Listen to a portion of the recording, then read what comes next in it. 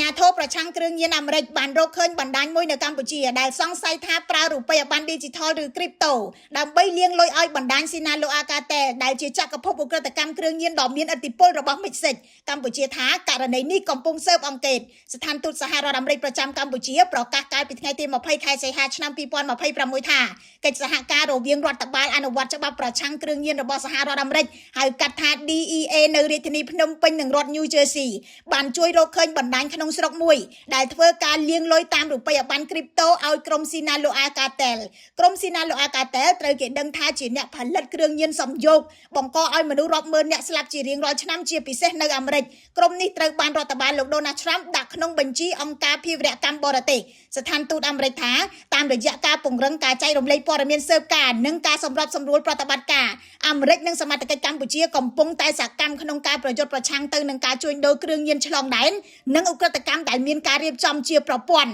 ហើយប្រតិបត្តិការទាំងនេះបានឈានទៅដល់ការចាប់ខ្លួនជនបរទេសជាច្រើនអ្នកនិងរឹបអូសទ្រព្យសម្បត្តិមន្ទីរពិសោធន៍គ្រឿងញៀនទីតាំងស្តុកសារធាតុគីមីផ្សំជាង1តោននិងគ្រឿងញៀនខុសច្បាប់ជាង200គីឡូក្រាមជុំវិញបណ្ដាញលាងលុយឲ្យក្រុម Sinaloa Cartel នេះលោកមាសវិរិទ្ធអគ្គលេខាធិការអាជ្ញាធរជាតិប្រយុទ្ធប្រឆាំងគ្រឿងញៀនបានប្រាប់ News Today នៅថ្ងៃទី27ខែសីហាយ៉ាងដូចនេះកើតមានក៏ប៉ុន្តែវាស្ថិតនៅក្នុងដំណាក់កាលស្រាវជ្រាវស៊ើបអង្កេតតាមសេចក្តីរាយការណ៍របស់ភ្នាក់ងារព័ត៌មាន AP អំពីរឿងនេះនគរបាលប្រឆាំងគ្រឿងញៀនកម្ពុជានិង DEA អាមេរិកបានចុះប្រតិបត្តិការនៅទីតាំងចំនួន4ក្នុងរាជធានីភ្នំពេញនិងខេត្តកណ្ដាលចាប់ពីថ្ងៃទី1ដល់ថ្ងៃទី5ខែសីហាឆ្នាំ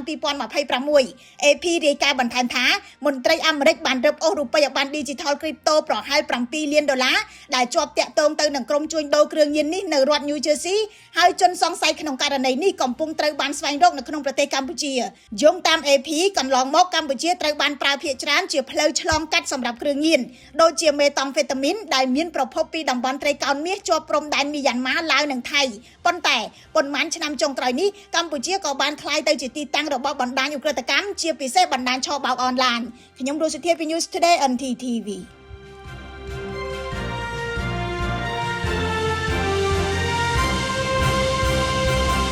GAC គឺជារថយន្តគុណភាពខ្ពស់របស់ប្រទេសចិនបំពាក់បច្ចេកវិទ្យាទំនើបនិងមានតម្លៃសមរម្យបច្ចុប្បន្នរថយន្ត GAC កំពុងទទួលបានការគាំទ្រនិងពេញនិយមពីអ្នកប្រើប្រាស់នៅកម្ពុជានិងជុំវិញពិភពលោករថយន្ត GAC